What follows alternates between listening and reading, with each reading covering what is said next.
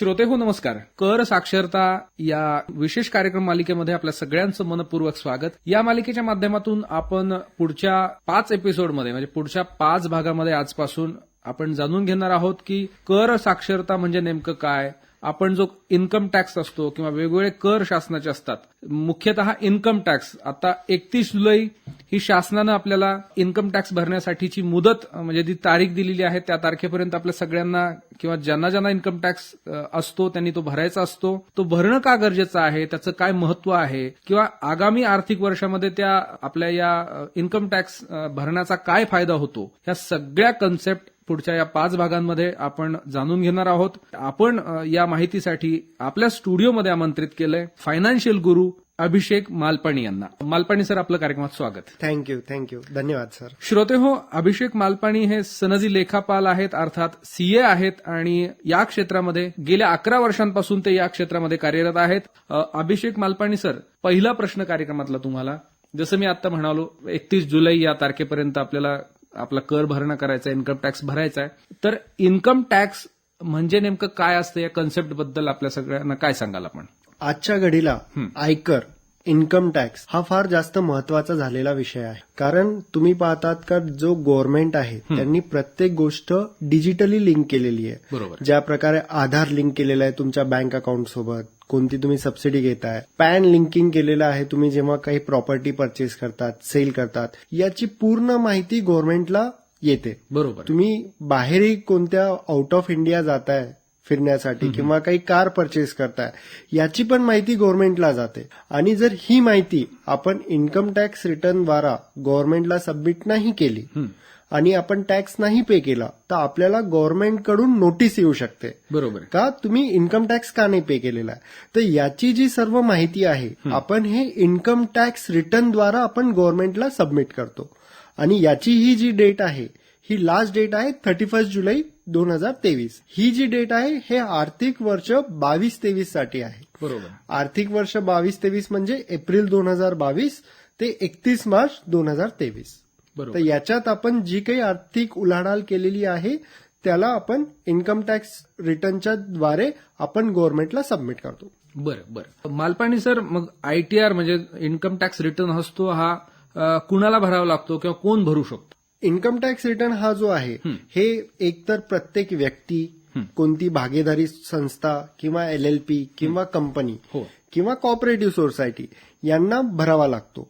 आणि हे जे भरणं कंपल्सरी जे आहे ते ज्यांना मूलभूत सूट मर्यादा, जे आपण बेसिक एक्झम्पशन म्हणतो, याच्यापेक्षा जर कोणाची जास्त इन्कम आहे त्यांना ही रिटर्न भरणं गरजेचं आहे. बरं. अभिषेक मालपाणी सर, आपण आता सांगितलं की 31 जुलै ही शेवटची डेट आहे, त्याच्याबद्दल काय सांगाल? हे पहा, याच्यात 2 टाईपचे ड्यू डेट्स आहेत. शेवटची तारीख, एक जे इंडिव्हिज्युअल किंवा नॉन ऑडिट असेसी जे आहेत, टॅक्स पेयर आहे, त्यांना लास्ट डेट 31 जुलै आहे. आणि ज्यांना ऑडिट ऍप्लिकेबल आहे त्यांच्यासाठी 30 सप्टेंबर आहे. आणि हा जो आयटीआर असतो किंवा इन्कम टॅक्स असतो, ह्याची माफीची मर्यादा काय असते आणि त्याचा टॅक्स रेट पण काय असतो, ह्या कन्सेप्ट बद्दल पण सविस्तर सांगा. आता हे जे इन्कम टॅक्स आहे याची एक बेसिक लिमिट आपण जे म्हणतो मूलभूत सूट मर्यादा, हे आहे 2.5 लाख रुपये. बरं. आणि जर तुमची इन्कम पण गव्हर्नमेंटने याच्यात एक कन्सेशन दिलेलं आहे आपल्याला, का जर आपली इन्कम 5 लाखाच्या आत आहे तर गव्हर्नमेंट एक रिबेट टाईपचं आपल्याला कन्सेशन देतो. त्याच्याप्रमाणे जर आपण रिटर्न फाईल केला तर आपल्याला 5 लाखापर्यंत काहीही इन्कम टॅक्स लागणार नाही.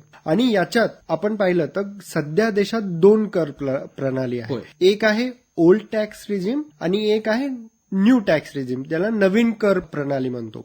ओल्ड टॅक्स रिजिम मध्ये जर पाहिलं तर आपल्याला भरपूर वजावट भेटतात, डिडक्शन्स आपण ज्यांना म्हणतो. जसं तुम्ही काही LIC पेमेंट केलेला आहे किंवा ट्युशन फीस आहे किंवा हाऊसिंग लोन जो आहे तुमचा त्याचा जो पेमेंट केलेला आहे, याच्या प्रत्येक प्रकारे तुम्हाला वजावट तुमच्या इन्कम मध्ये भेटते. ती जी वजावट घेऊन आलेलो नंतर तुमची जी इन्कम येते त्याच्यावर तुम्हाला इन्कम टॅक्स पे करावा लागतो. त्याच्यासाठी जे इन्कम टॅक्स रेट आहे का 5 लाखापर्यंत तुम्हाला काहीही टॅक्स लागत नाही. 5 ते 10 लाखापर्यंत जर तुमचं उत्पन्न आहे तर तुम्हाला 20% टॅक्स भरावा लागतो. आणि 10 लाखांपेक्षा जर तुम्हाला जर टॅक्स इन्कम आहे तर तुम्हाला 30% टॅक्स पे करावा लागतो. हे जे टॅक्स रेट आहे हे ओल्ड टॅक्स रेजिमचे आहे. आणि जर आपण नवीन कर प्रणाली पाहिली, न्यू टॅक्स रेजिम, तर याच्यात जे वेगवेगळे वजावट असतात, जे आपण आता डिस्कस केलेलं आहे, एटीसी डिडक्शन आहे, जसं LIC पेमेंट आहे, ट्युशन फीस आहे, सेव्हिंग बँकचं जे इंटरेस्टचं जे एक्झम्पशन आहे, या प्रकारचे वजावट तुम्हाला भेटत नाही. पण सोबतच तुम्हाला जे टॅक्सचे जे रेट आहे ते कमी लागतात आणि सोबत याच्यात जे टॅक्स स्लॅब आपण जे म्हणतो ते पण भरपूर आहे. तर जर आपण याच्यात पाहिलं तर 0 ते 2.5 लाखापर्यंत काही टॅक्स नाहीये. 2.5 लाखा ते 5 लाखापर्यंत तुम्हाला 5% टॅक्स लागतो. 5 ते 7.5 लाखापर्यंत तुम्हाला 10% टॅक्स लागतो. 7.5 ते 10 लाखापर्यंत तुम्हाला 15% लागतो. तर 10 ते 12.5 पर्यंत 20% लागतो.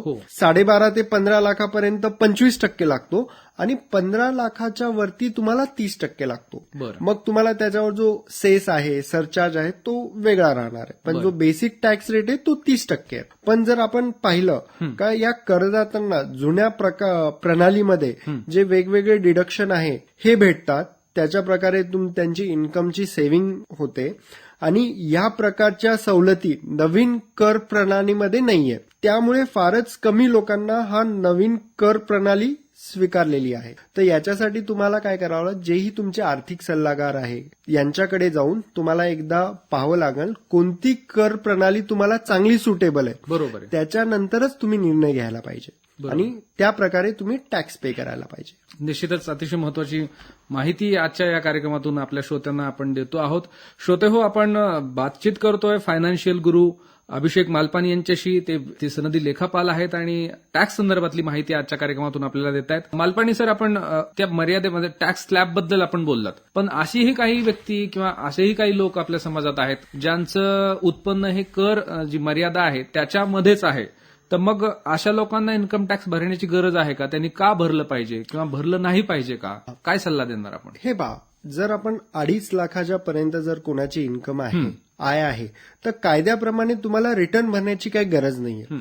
पण आम्ही जे म्हणतो का ऍज अ गुड सिटीजन तुम्ही रिटर्न भरायला पाहिजे, कारण याचे भरपूर फायदे आहेत. सर्वात इम्पॉर्टंट म्हणजे जर तुमचा काही परतावा रिफंड आहे तर तो तुम्ही जोपर्यंत रिटर्न भरणार नाही तोपर्यंत तुम्हाला रिफंड भेटणार नाही. नंतर हा तुमचा फार चांगला आर्थिक इतिहास तयार होतो. बरोबर. तुमची हिस्ट्री, फायनान्शियल हिस्ट्री तयार होते. ही हिस्ट्री तुम्हाला लोन जेव्हा तुम्ही घेण्यासाठी बँकेत जाता तेव्हा फार कामी येतं.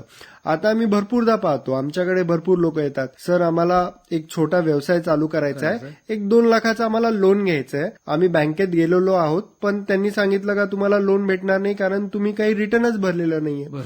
त्याच्यानंतर ते आमच्याकडे येतात आणि म्हणतात सर आमचा रिटर्न फाईल करा, आमची जी काही इन्कम आहे 2.5 लाखाच्या आत आहे तर रिटर्न भरून द्या, कारण आम्हाला बँकेत द्यावं लागणार आहे आणि आम्हाला तरच लोन भेटणार आहे. त्यामुळे हे जे रिटर्न आहे, बँक पण काय करते, त्यांना 3 वर्षाचा रिटर्न लागतो. आता तुम्ही एका वर्षात एकाच वर्षाचा भरू शकतो. त्यासाठी तुम्ही आजपासूनच जरी तुमची इन्कम 2.5 लाखाच्या खाली आहे तरी तुम्ही रिटर्न भरायला पाहिजे, कारण हे तुम्हाला पुढे जाऊन बँकमध्ये पण तुम्हाला लोनसाठी कामी येईल. तसेच जेव्हा तुम्हाला व्हिसा ऍप्लिकेशन करायचं आहे त्याच्यासाठी तुम्हाला कामी येईल. तसंच तुमचा एक हा पत्त्याचा विश्वसनीय पुरावा तयार होतो. तसेच तुम्हाला जर उद्या जाऊन विमा घ्यायचा आहे आणि विमा तुम्हाला हायर अमाऊंटचा घ्यायचा आहे, समजा तुम्हाला 50 लाखाचा विमा घ्यायचा आहे, तर इन्शुरन्स कंपनीज तुम्हाला ITR प्रूफ मागतात. ते पाहतात का तुमचं ऍक्च्युअली तेवढी इन्कम आहे का, तरच तुम्हाला ते तेवढ्या रुपयाचा विमा देणार. याच्यासाठीही हा कामी येतो. तर तुम्ही पाहिलं तर